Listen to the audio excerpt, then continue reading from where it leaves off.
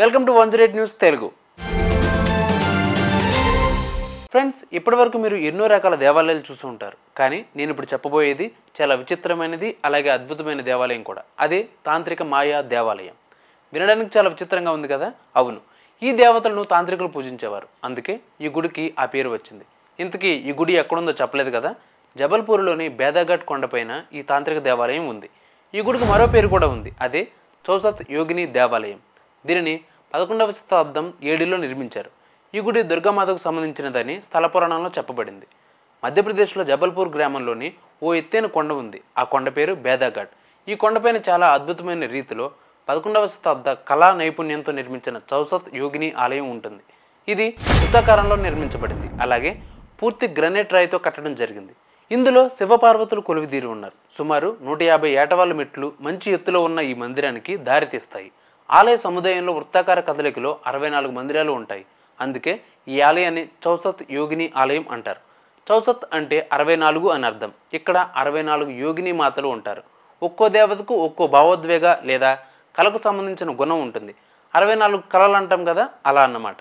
ఇక్కడ ప్రధానంగా చెప్పుకునే విషయం ఏమిటి అంటే గుడి యొక్క ఆకారం. మనం ఒక సర్కిల్ గీయాలంటేనే చాలా కష్టపడతాం. అలాంటిది ఈ గుడిని వృత్తాకారంలో నిర్మించారు.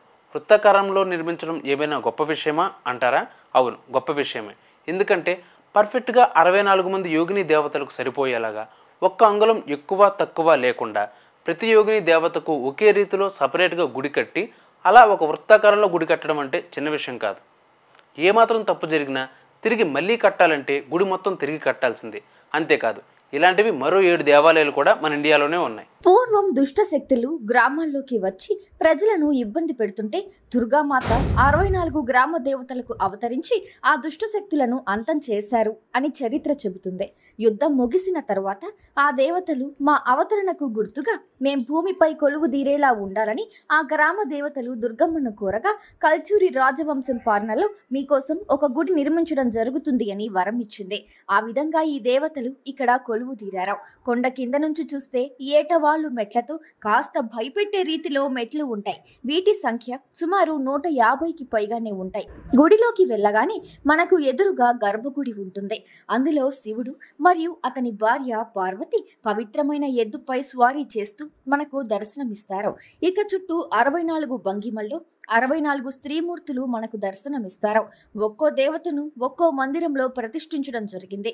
ఈ ఆలయం కల్చూరి రాజవంశం పాలనలో 11వ దశాబ్దంలో నిర్మించబడింది మరియు ప్రధానంగా స్థానిక గ్రానైట్తో నిర్మించబడింది.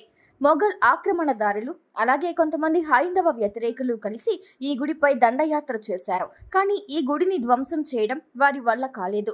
మన పూర్వీకుల మేధస్సు చాలా భిన్నమైనది. ఇలాంటివి జరుగుతాయని వాళ్ళు ముందే ఊహించి ఉంటారు. అందుకే ఎలాంటి విపత్తి తలెత్తినా గుడికి ఏం జరగకూడదని చాలా గట్టిగా ఈ గుడిని గ్రానైట్ రాయితో కట్టారు. అందుకే మీరు చూస్తే అక్కడక్కడ దేవత విగ్రహాలు కాస్త ధ్వంసమైన రీతిలో మనకు కనబడతాయి. నర్మదా నదిని ఆనుకుని తెరిచిన ఆకాశాన్ని చూస్తూ ఆస్వాదించే విధంగా ఈ గుడి నిర్మాణం ఉంటుంది. ఇలాంటి అద్భుతమైన దృశ్యాలు మన అఖండ భారతంలో మరెన్నో ఉన్నాయి.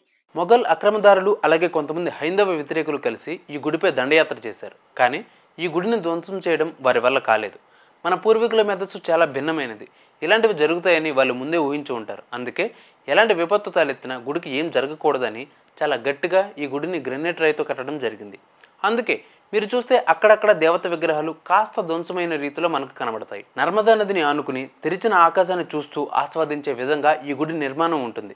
ఇలాంటి అద్భుతమైన దృశ్యాలు మన అఖండ భారతంలో మరెన్నో ఉన్నాయి.